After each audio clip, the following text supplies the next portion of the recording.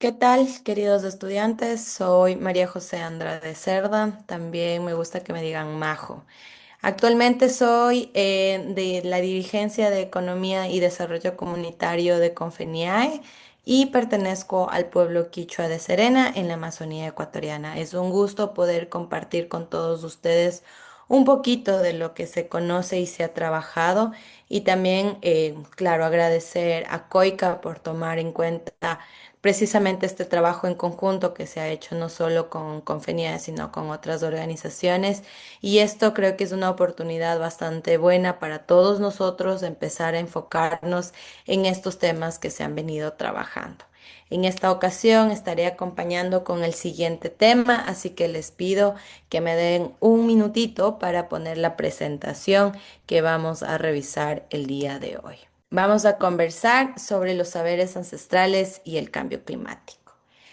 En primera instancia, me gustaría que todos reconozcamos que hemos escuchado estas palabras, hemos escuchado estas temáticas, ya sea en algún taller, en alguna conversación que hayamos tenido con un compañero, con organizaciones aliadas, pero también dentro de los contextos educativos. Y en este momento quisiera profundizar un poquito más acerca de esto. Cuando nosotros hablamos de saberes ancestrales, ¿qué es lo que se nos viene primero a la mente?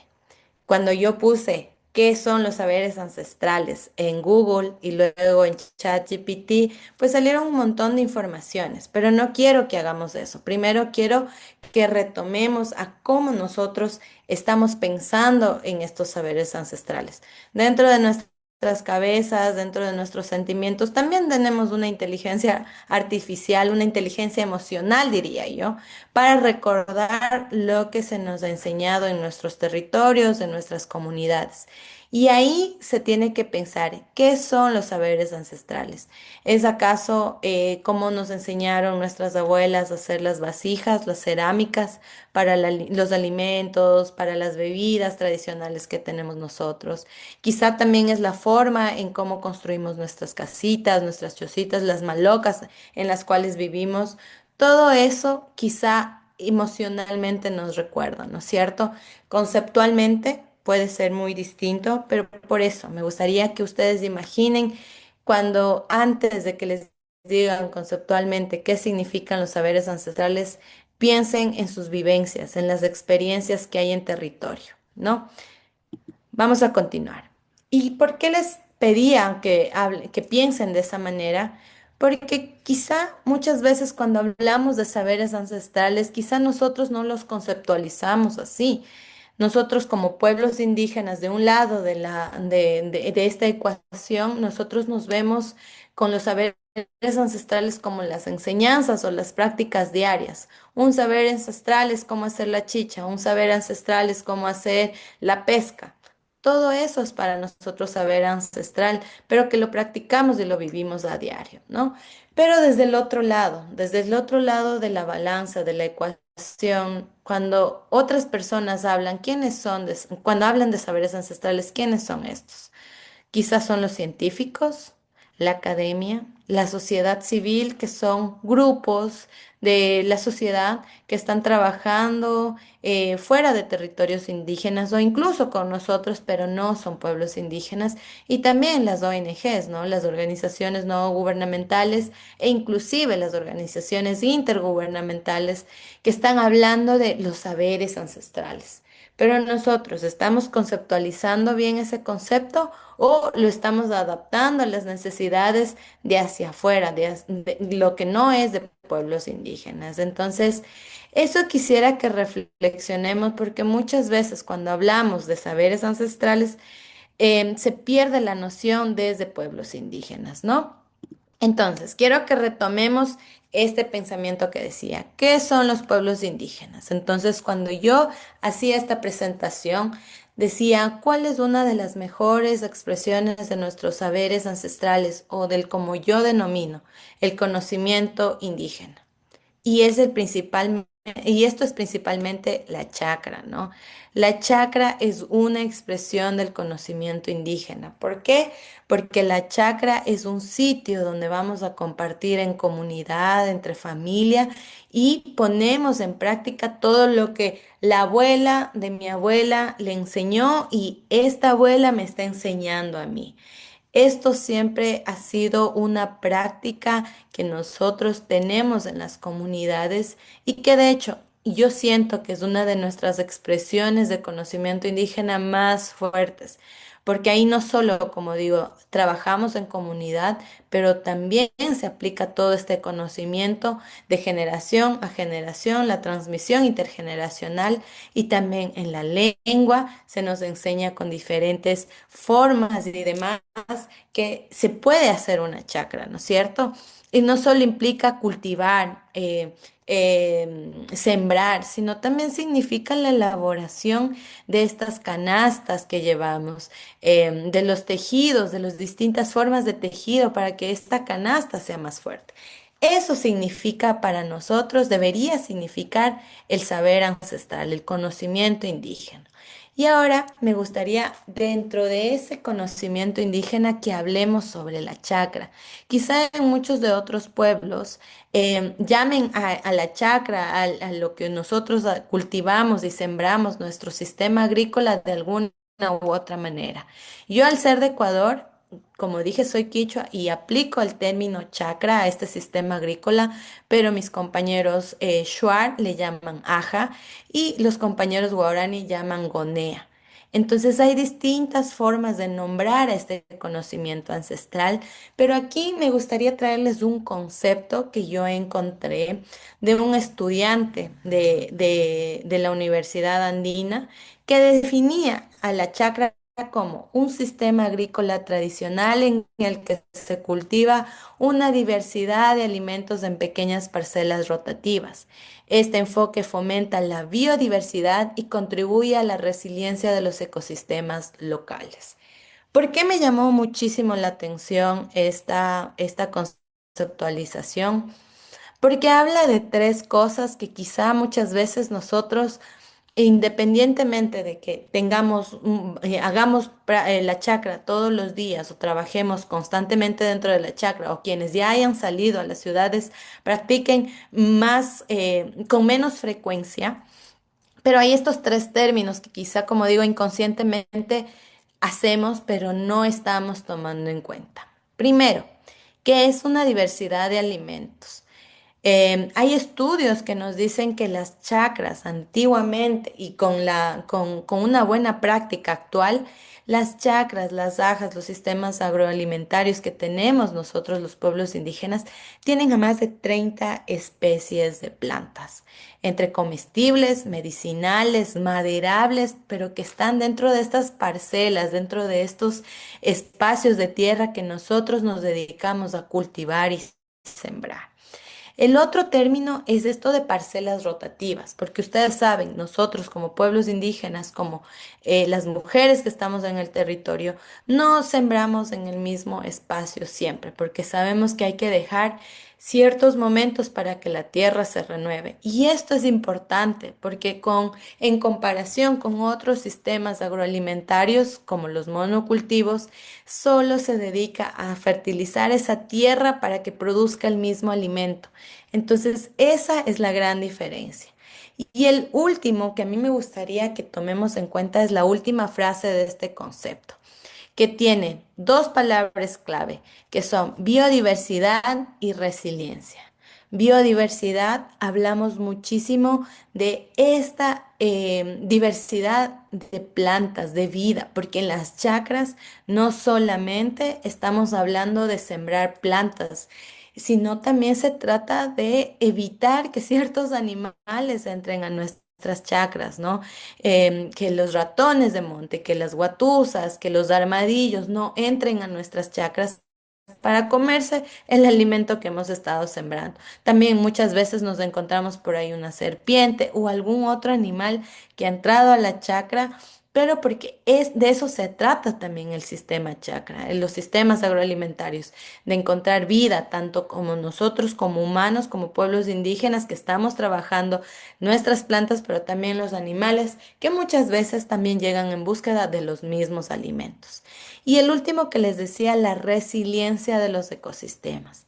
¿Por qué? Porque al haber una mayor diversidad de alimentos, una mayor diversidad incluso de animales que hacen la polinización, como las abejitas endémicas que tenemos en la Amazonía, estos ecosistemas, esta vida sistemática que tenemos en la selva se vuelve más fuerte, más saludable. Y eso es lo que tenemos que abrazar. ¿Por qué nos hablan tanto del conocimiento de los pueblos indígenas y el sistema chakra, los sistemas agroalimentarios de los pueblos indígenas son la clave para para enfrentarnos al cambio climático?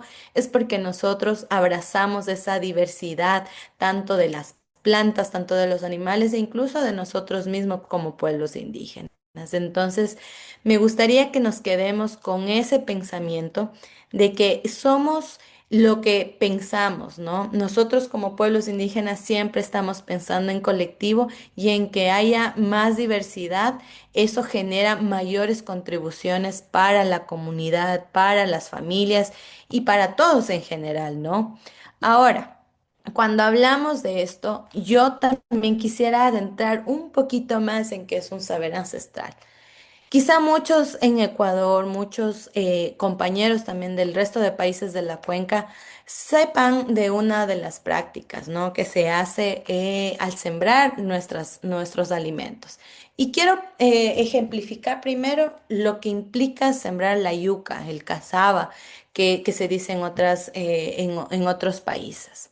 Creo que quizá tengamos un tipo de ceremonia de siembra muy parecido y eso indica cómo nos estamos conectando, pero a la final lo que nos identifica es que tenemos esos procesos para que nuestra producción de alimentos sostenibles sea amigablemente saludable con el planeta, con la naturaleza, ¿no es cierto? Y sea de mayor beneficio para nosotros como pueblos indígenas. Entonces, quisiera retomar esto, ¿no? Cuando se siembra la yuca, al menos por acá, tiene que hacerse cuando hay luna llena, porque la luna llena significa fertilidad.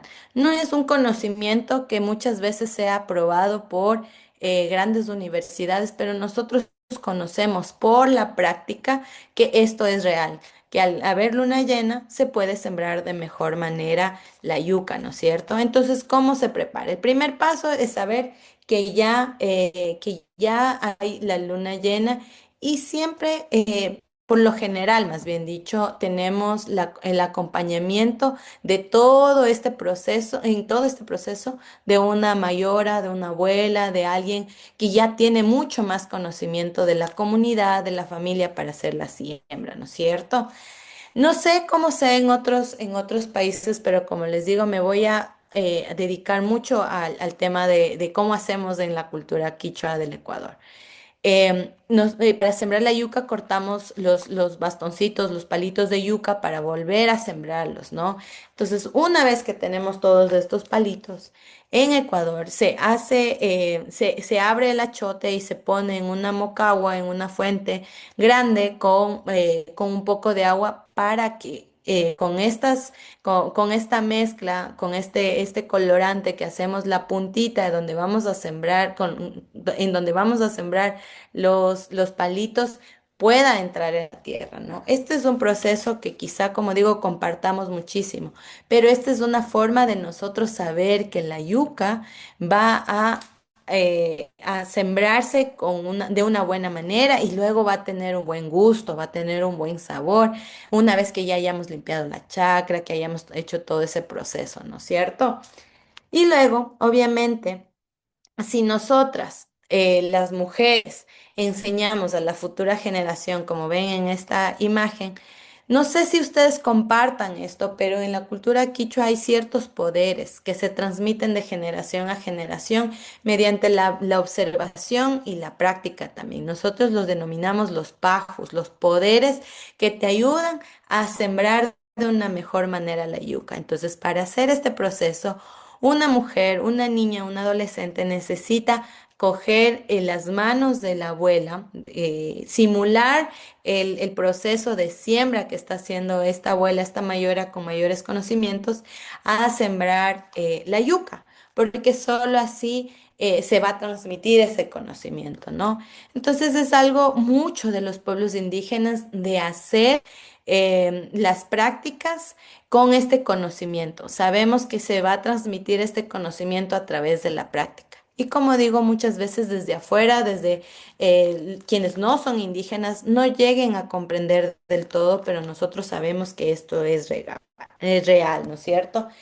Y luego, después de haber sembrado la yuca, obviamente, ay, me olvidé contarles ahí que también se hace un proceso de cántico, ¿no es cierto? Cuando se está sembrando, se canta, la mayora canta y las mujeres que estamos aprendiendo a hacer la siembra, vamos quedándonos con esos cánticos de abundancia, porque lo que pide la mayora es que haya abundancia, que haya fertilidad, que las yucas crezcan bien para poder hacer una buena chicha. Entonces creo que todo ese proceso es bastante eh, entendible para nosotros porque lo hemos vivido, pero quizá, como digo, para los de afuera, esto sea un proceso bastante incluso folclórico, porque muchas veces eso es lo que dicen. Ay, es que cantan para que siembre y no se entiende que se lo hace como una forma también para que haya esta abundancia que queremos, ¿no?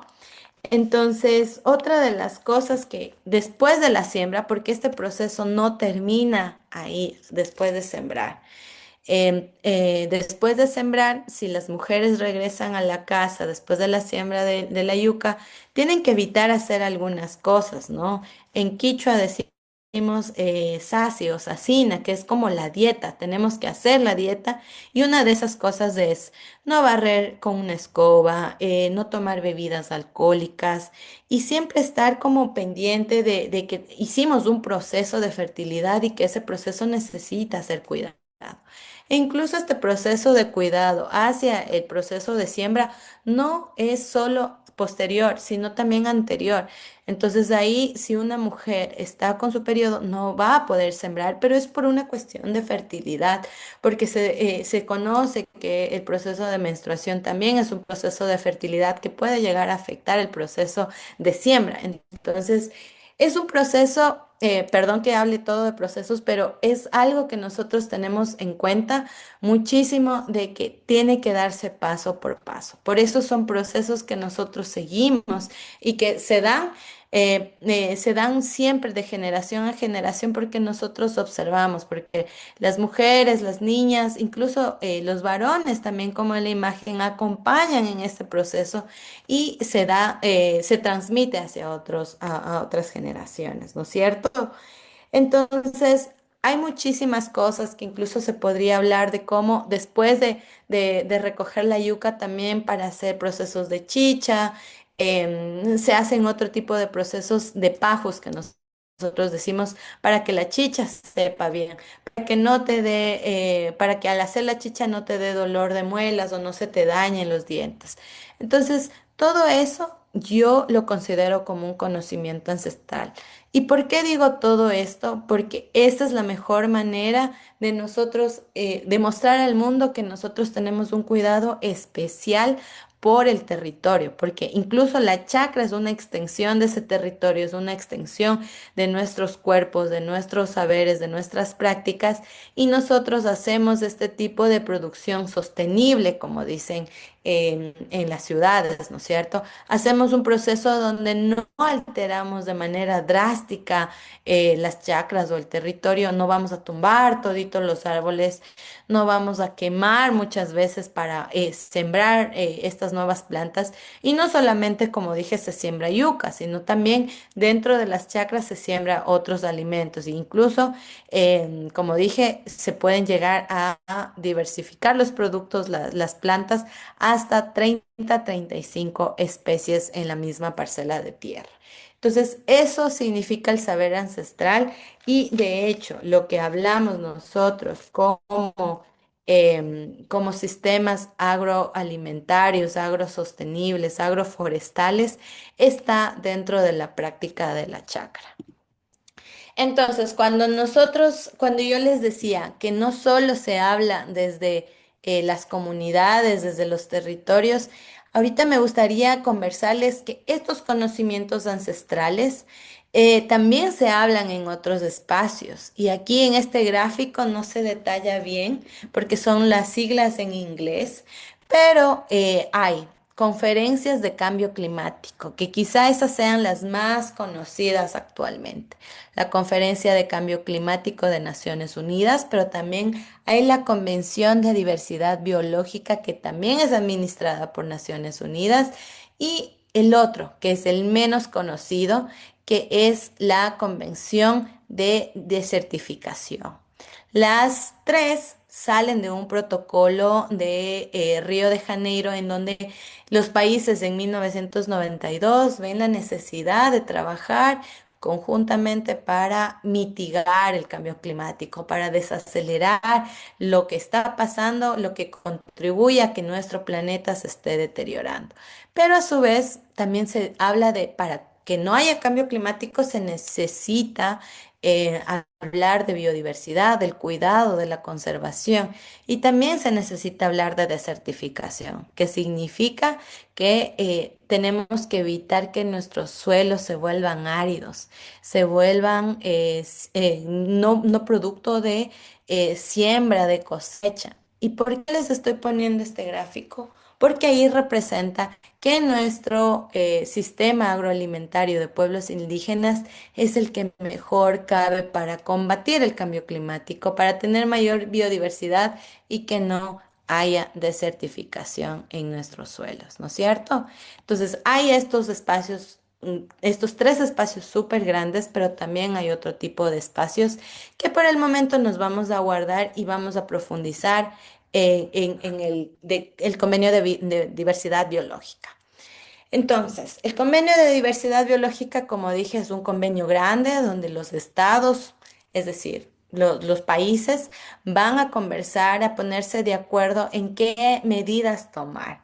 Y pues resulta que hace 2 años, en el 2024, se hizo la convención después de mucho tiempo en un país sudamericano. En esta ocasión fue en Colombia y hubo una ganancia muy, muy grande para los pueblos indígenas. ¿Por qué? Porque se aprobó el artículo 8J del Convenio de Diversidad Biológica para que hablemos los pueblos indígenas y obviamente también incluidas las comunidades locales sobre conocimientos tradicionales, que es todo lo que nosotros hacemos y practicamos en nuestro territorio, ¿no? Entonces, yo les quisiera poner un breve video de cómo funciona este artículo y esto podríamos profundizar mucho más en otra ocasión. Entonces, les voy a poner el video.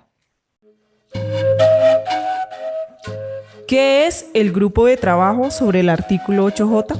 Es un grupo derivado del artículo 8, particularmente de la Capite J, del Convenio sobre la Diversidad Biológica, que pretende implementar disposiciones conexas a nivel local, nacional, regional e internacional para garantizar la participación plena y efectiva de los pueblos indígenas y las comunidades locales en todas las etapas y niveles de implementación del convenio. El Grupo de Trabajo 8J tiene el propósito de integrar, respetar y promover nuestros conocimientos y saberes, nuestras innovaciones y prácticas tradicionales. Este grupo de trabajo opera bajo un programa que busca asegurar que nuestros sistemas de conocimientos y prácticas ancestrales sean valorados y contribuyan eficazmente al cuidado y el uso sostenible de la biodiversidad. El programa promueve que estos conocimientos reciban el mismo respeto y consideración que otras formas de saber y que sean reconocidos y valorados los procesos de generación e integridad de cada sistema. Además, que se comparta de manera justa y equitativa los beneficios derivados de su utilización. Principios generales del programa de trabajo.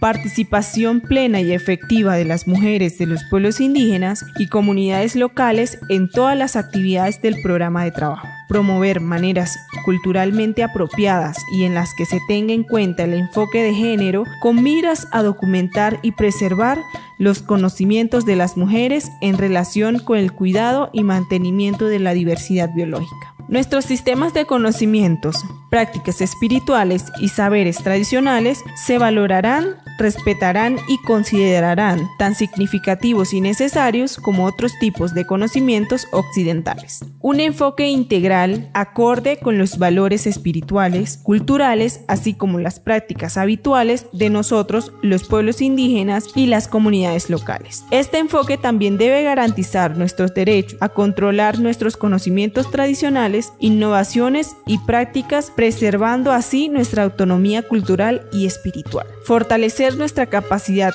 en cuestiones relativas al cuidado, mantenimiento y protección de la diversidad biológica. El enfoque de los ecosistemas es una estrategia para la gestión integrada de la tierra, el agua y los recursos vivos que alimentan el cuidado y el uso sostenible de la diversidad biológica en forma equitativa. El acceso a nuestros sistemas de conocimientos tradicionales, a las innovaciones y a las prácticas ancestrales y espirituales deberá estar sujeto al consentimiento fundamentado e informado previo. No solo debemos estar al tanto del uso de nuestros conocimientos, sino que debemos aprobar previamente qué se va a hacer con ellos y cuál es la intención de su uso. Es decir, toda iniciativa en la implementación del convenio que afecte nuestros territorios y derechos territoriales debe promover nuestra efectiva participación y consentimiento. La necesidad de adoptar un enfoque holístico que respete nuestros valores espirituales y culturales, así como nuestras prácticas consuetudinarias, es fundamental reconocer y garantizar el derecho a tener control sobre nuestros conocimientos tradicionales, innovaciones, prácticas y tecnologías en conformidad con la legislación nacional y las obligaciones internacionales pertinentes. Los pueblos indígenas y las comunidades locales debemos recibir beneficios acordados mutuamente, justos y equitativos por la utilización de nuestros conocimientos tradicionales. Defender los territorios es defender la vida. Comisión Nacional de Territorios Indígenas, CNTI, y Observatorio de Derechos Territoriales de los Pueblos Indígenas. Somos fuente de saber. Defendemos el sentir de los territorios. Entonces, este video nos muestra que ya hay un grupo de trabajo articulado para hacer posible que los conocimientos ancestrales estén dentro de este convenio y que haya una mejor vinculación, tanto a nivel nacional e internacional, para que cada estado trabaje de mejor manera para el beneficio también de los pueblos indígenas, ¿no? Entonces, como vieron en este video era de unos compañeros de Colombia. Este trabajo de articulación ya lo están haciendo distintos compañeros. Hay que dar seguimiento y les invito también a que en estos espacios internacionales que les mostré, en estas tres convenciones que hay, se articula con pueblos indígenas a través de los caucus indígenas, que representan a los pueblos indígenas de las 7 regiones socioculturales, es decir, de todo el planeta. A nosotros no nos dividimos por organizaciones o por continentes ni por lenguas, sino por la región sociocultural en el mundo. Y son 7 y en esos caucus participan todos ellos. Y este grupo de trabajo también tiene representación de de estas 7 regiones socioculturales de los pueblos indígenas de todo el mundo. Entonces, dicho esto, a mí me gustaría también mostrarles el siguiente espacio en donde de quienes más hablan sobre el conocimiento indígena o los saberes ancestrales, pues yo puse que son los científicos, academia, ONGs, sociedad civil, organizaciones, otro tipo de organizaciones intergubernamentales. Y dentro de cambio climático, que es el Convenio Marco de Naciones Unidas sobre Cambio Climático, hay este espacio que se llama el Panel Intergubernamental sobre de expertos sobre cambio climático. En inglés se dice el IPCC. Esas son las siglas y me gustaría que prestemos muchísima atención porque siento que es uno de los espacios en que nosotros, los pueblos indígenas, lamentablemente estamos un poquito olvidándonos y estamos dejando atrás. Entonces, según estos espacios del IPCC, denominan al conocimiento indígena como formas de conocimiento culturalmente distintivas, asociadas a sociedades con una larga historia de interacción con su entorno natural. Y esto lo saco de un reporte especial sobre cambio climático y tierra que sacó el IPCC. Esto es un poquito para mí problemático porque yo siento que no representa todo el bagaje, toda la historia, todo este proceso que los pueblos indígenas tenemos para llegar a este conocimiento indígena y se lo agrupa de una manera un poco escueta que nosotros podríamos mejorar muchísimo, ¿no? Si nosotros los planteamos desde pueblos indígenas. Sin embargo, esto ya está reconocido en el IPCC, en el Convenio Marco de Naciones Unidas, incluso en Naciones Unidas, y tenemos que trabajar con estos conceptos. Y ahorita me gustaría presentarles en esta imagen. Ven que hay unas imágenes en las que nos indica el número de autores. El IPCC presenta informes y de hecho el último informe que presentó fue en el 2023. Y este informe era el sexto de evaluación, el reporte de evaluación que duró desde octubre del 2015 a julio del 2023. Es decir, son periodos largos en que estos expertos internacionales, entre científicos, académicos y demás, discuten y ponen en un solo documento todo lo que afecta a cambio climático, ¿no? Entonces, en este último reporte, como les digo, hubo 278 autores a nivel mundial que representaban a 65 países, que del total general, el 41% eran de países en desarrollo, el otro 59% de países desarrollados. Obviamente, hay más representación de los países grandes y con mayor poder adquisitivo. Acá también hay una brecha bastante significativa sobre el porcentaje de género en que están participando estas autorías y el 29% de mujeres, obviamente con un 71% de hombres. El 47% son nuevos autores y esto es también, pese a los retrocesos que tengamos en algunos otros aspectos, esto también es novedoso porque quiere decir que ha habido una amplitud de selección para que haya nuevos aportes desde otros lados, ¿no?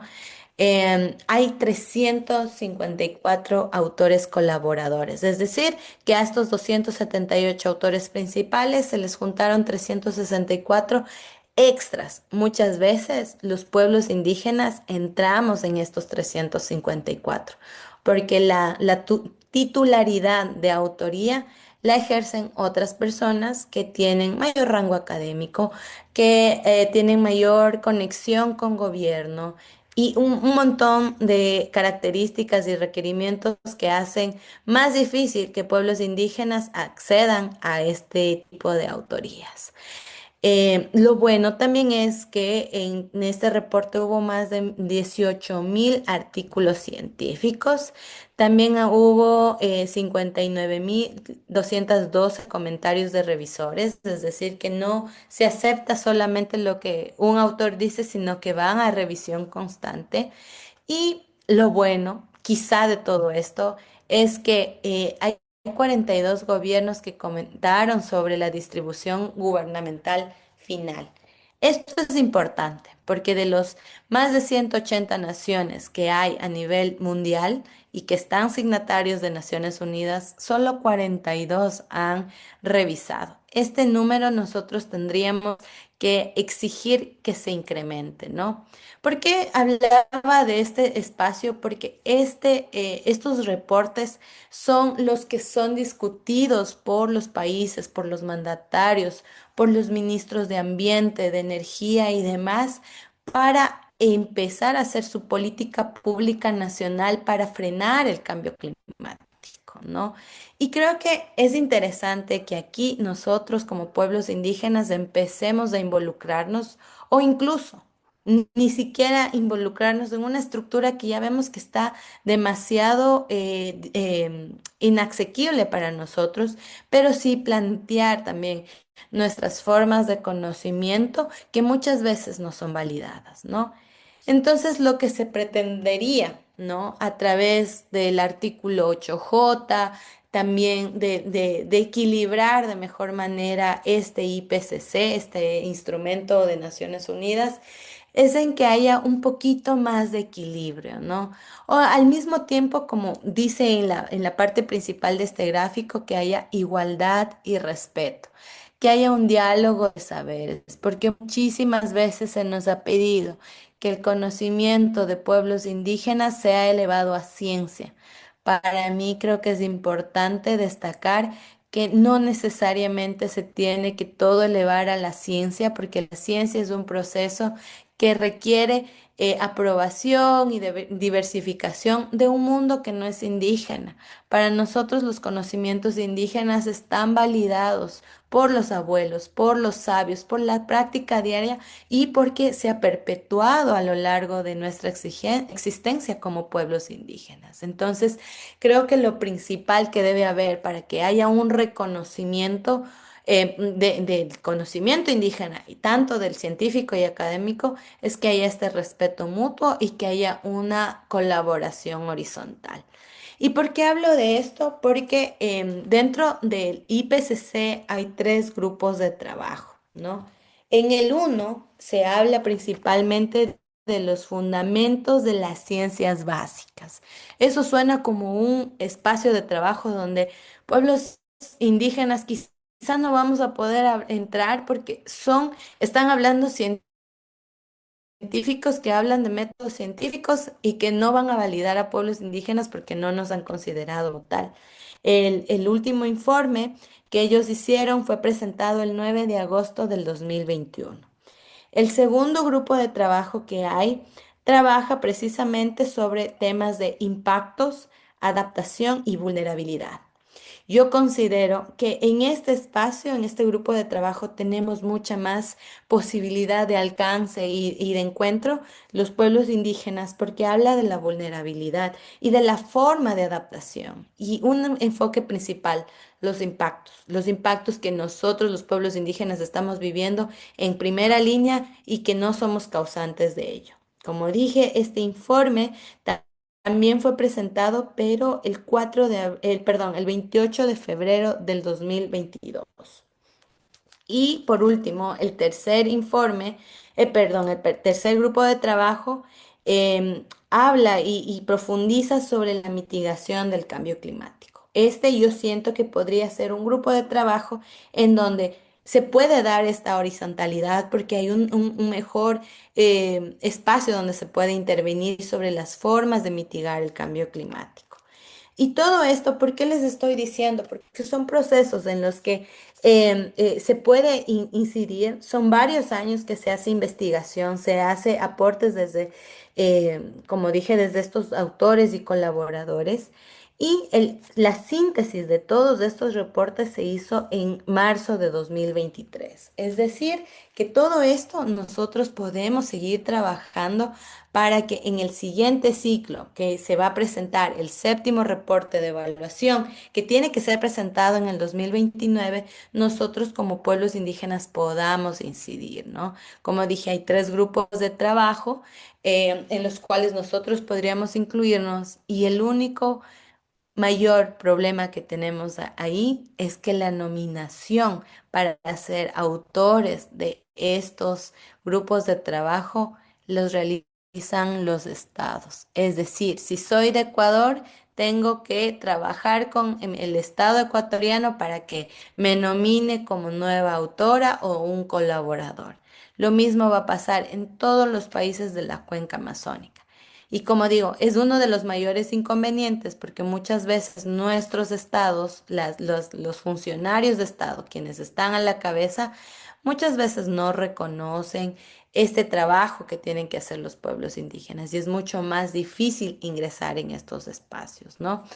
Entonces, a mí me gustaría también mencionar cuáles han sido los pequeños, grandes inconvenientes que a pesar de que hay estos grupos de trabajo, no se ha hablado sobre pueblos indígenas. En esta presentación les dejo un artículo que lamentablemente está en inglés, pero podríamos hacer una traducción en cualquier plataforma de traducción que habla de algo especialmente interesante y por qué estos grupos de trabajo y el IPCC no logra este trabajo horizontal que nosotros estamos proponiendo aquí.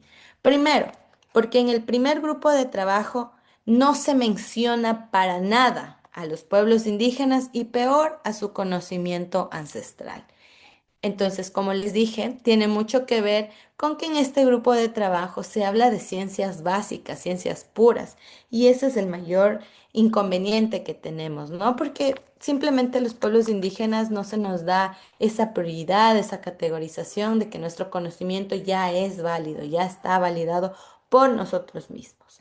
En el segundo grupo de trabajo que les decía que habló sobre impactos de adaptación y vulnerabilidad, sí se indicó a los pueblos indígenas, pero no se indica cómo debería incluirnos a nosotros y peor a nuestro conocimiento. Entonces, hay un gran desfase. Se reconoce nuestra importancia, el valor que tienen nuestros conocimientos, pero no se habla de cómo deben incluir desde Naciones Unidas, desde el IPCC, desde las COPs, para que tengamos una mayor representación. Y tercero, el tercer grupo de trabajo, perdón, indica que solo indica que los conocimientos indígenas tienen un nivel de gestión local de tierras y bosques.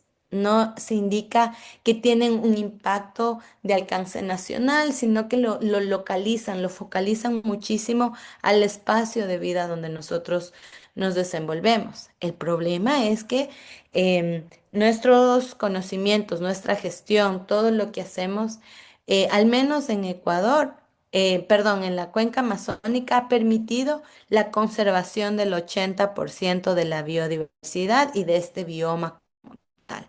Entonces, estamos hablando un poquito de falacias, de incongruencias que estos mismos grupos científicos están exponiendo y que nosotros lamentablemente, como digo, por desconocimiento, por una falta de profundización en estos análisis de dónde deberíamos de entrar, ha permitido, ha facilitado más bien que estos espacios se vuelvan un poco aprensivos hacia incluir a los pueblos indígenas, ¿no? Y así me gustaría también mostrarles, esta es una foto de mi comunidad, del río en donde yo crecí, donde los niños podemos estar ahí viéndolos cómo disfrutan. Y creo que es importante esta cita que hace Débora MacGregor y que nos tiene que llevar a la reflexión entre nosotros mismos, porque nos indica que la única forma de comprender adecuadamente los sistemas de conocimiento indígenas o los conocimientos indígenas es establecer relaciones significativas con los pueblos indígenas según sus propios términos. Y esto lamentablemente no pasa, ya sea en países desarrollados o países en vías de desarrollo como los nuestros en la cuenca amazónica, porque no hay un respeto horizontal hacia nuestros derechos. Y aquí, por eso también me gustaría traerles algo que está sucediendo en la cuenca amazónica. Debemos prestar muchísima atención a la OTCA, que es la Organización del Tratado de Cooperación Amazónica, que por primera vez el año pasado aprobó un mecanismo de participación de pueblos indígenas, en donde este sistema va a tener facultades de tomas de decisiones con representantes de pueblos indígenas y representantes de los estados. Es decir, Ecuador tendrá representante indígena y representante de gobierno. Igual Colombia, Guyana, Brasil, Bolivia. todos los países de la cuenca amazónica, los 8 países que están considerados dentro del tratado, lamentablemente a Guyana Francesa por pertenecer a Francia no la están considerando, pero como pueblos indígenas estamos haciendo mención que también se tome en cuenta a los pueblos indígenas de este hermano país. Entonces, creo que ahí lo que les quería resaltar es que hay un mecanismo distinto y que le estamos apostando desde la Amazonía, porque hay una prioridad mundial de cuidar el bioma amazónico, porque somos el pulmón del mundo, pero también tenemos la mayor cantidad de pueblos indígenas y también pueblos indígenas en aislamiento voluntario y contacto inicial que han permitido que esta gestión territorial, este bosque amazónico se siga conservando de mejor manera y que haya una mayor alerta y atención hacia la Amazonía, precisamente porque ayuda a mitigar, a adaptarnos al cambio climático. Entonces, creo que es significativo que nosotros podamos establecer este tipo de mecanismos para que se hable en nuestros términos. Es decir, como yo les mencionaba casi al principio, ¿no? Cuando hablamos de pajos, muchas veces los mandatarios, los burócratas de gobierno no entienden estos términos y no quieren entenderlos porque no se ponen a hablar en nuestro idioma. Y no digo en nuestra lengua, sino en nuestro idioma, en tratar de entender qué es lo que significa para nosotros. Si para nosotros significa muchísimo que no tenemos que elaborar en luna llena, o las mujeres no pueden no pueden ir a trabajar en la chacra cuando estamos en el periodo, muchas veces desde afuera se ve como algo ilógico, ¿verdad? Pero es algo real que pasa en nuestras comunidades y que ha permanecido este conocimiento de generación en generación desde muchísimos años. Y al no tratar de entender eso, se hace una vulneración y se establecen divisiones e irrupciones a estas relaciones que se trata de trabajar con nosotros para que haya un mejor trabajo en ejercicio de política pública, en incidencia nacional e internacional, porque simplemente no se quiere entender. Entonces, lo que yo aquí les puedo mencionar y me gustaría muchísimo que nos quedemos con estas ideas es que tenemos que hacer un ejercicio arduo. Este espacio que tenemos en esta escuela es importantísimo porque muchísimos nos vamos a poder conectar, vamos a tener distintas formas de conversar los trabajos que ya estamos haciendo para realmente levantar la voz. Yo les mostré un video de uno de los aliados, de una de las organizaciones que está trabajando esto, pero hay muchísimos otros.